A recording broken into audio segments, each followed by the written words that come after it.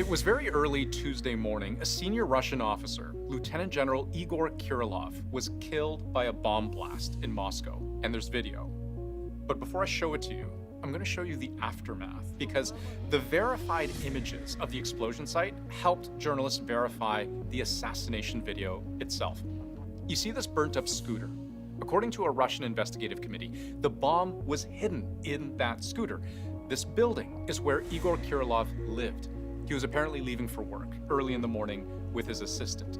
The force of the blast, enough to shatter windows several stories up across the street and to knock out the brickwork on the ground floor, exposing the hollow core concrete slabs behind.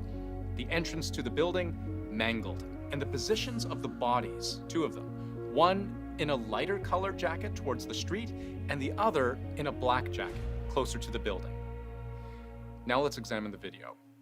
This looks to be dash cam footage, and the building matches the photographs. Importantly, the scooter looks like it's right here, positioned just to the left of the doorway where two men emerge. The one in front, we can see, is wearing clothing that looks slightly lighter in color than the man behind. The man in black, who we believe to be Igor Kirillov, is closer to the building. Then, the detonation. But we won't play out the video from here, because this is literally showing the moment two people die. But going back, the blackened brickwork, the body bags, everything matches up. And Russia's state news agencies would report the force of the explosion was equivalent to about 300 grams of TNT. Now, I don't know if that sounds like a lot or little to you, but it's certainly enough to be fatal. The UN actually has a blast damage estimation tool. And if we check the blast radius of TNT and we input 300 grams, which is 0.3 kilograms, click calculate, we can see that the fatal distance, what we get back here, 1.5 meters. And going back to the exact moment before the bomb goes off, we can see the man we believe to be Kirillov is not much farther away from the scooter than that. And what this tool doesn't take into account is the impact of shrapnel, which in many cases can be more dangerous than the blast itself. And that this was an explosion designed to kill, that information came out very quickly. The Security Service of Ukraine, the SBU, has claimed responsibility. The assassination of Igor Kirillov by Ukraine is important because he isn't just any Russian general. He was a commander of all nuclear and biological chemical units in Russia. So he is one of the top echelon. He is amongst the Russian military elite. So the fact that they killed this person is a significant hit. If Russia were to use chemical weapons on the battlefield in Ukraine, Kirillov is ultimately the man who could authorize them. And he is accused of doing just that. In announcing sanctions against Russia this past spring, the United States determined Russia used the chemical weapon chloropicrin against Ukrainian troops. A chemical widely used during the First World War to flush troops out of their trenches and then to be mowed down by machine gun fire or rocket fire or artillery fire. Then, later this year, an independent chemical weapons monitoring group traveled to Kyiv to investigate similar claims.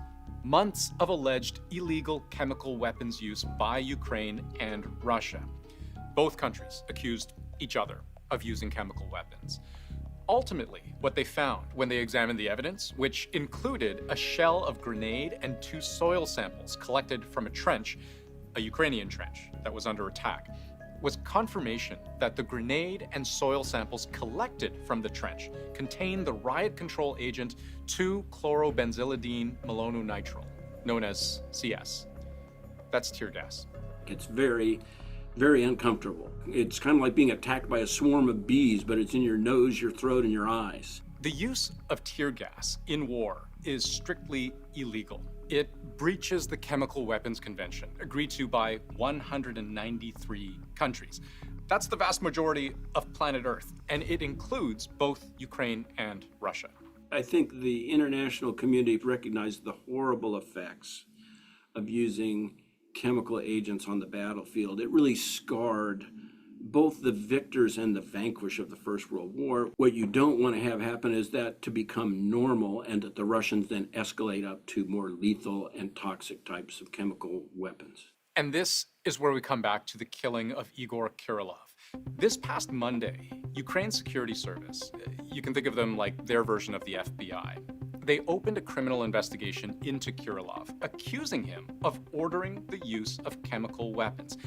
In fact, they accused him of ordering nearly 5,000 distinct uses of chemical weapons in Ukraine that they claim have poisoned thousands of Ukrainian soldiers. Russia denies those claims, but Ukraine charged Kirillov in absentia. Then, the very next day, he was killed by a remote detonated bomb attached to a scooter outside Kirillov's home as he left one morning for work. Now they're admitting it. They've escalated on this. They've said, yep, this is now formal warfare. We are using this as an instrument of war. We're not hiding it. So they pass judgment on him, and then they execute him. The experts we spoke to agreed the assassination of this Russian general sends a powerful political message. On top of being in charge of nuclear, chemical, and biological weapons, Kirillov was seen by the West as a mouthpiece of Putin's propaganda. He would often accuse Ukraine, without evidence, of using chemical and biological weapons, including a claim last year it planned to use US drones to unleash malaria-infected mosquitoes on Russian troops. He really was the lead propagandist, making false charges about Ukrainian or American or NATO uses of or preparations to use chemical and biological weapons against Russian forces. He was the face of the Russian military providing this type of propaganda. And now that Kirillov has been killed, Russia has sworn vengeance. They already claim to have caught a suspect in the bombing, but they have vowed not to stop until all of those responsible are made to pay. I'm sure the Russians have a list, and they'll go down the list and start to assassinate people accordingly. Russia calls the assassination an act of terrorism. Ukraine called Kirillov a legitimate target. But what seems true is that the rules of war keep changing, and neither side wants to be the next to be caught off guard.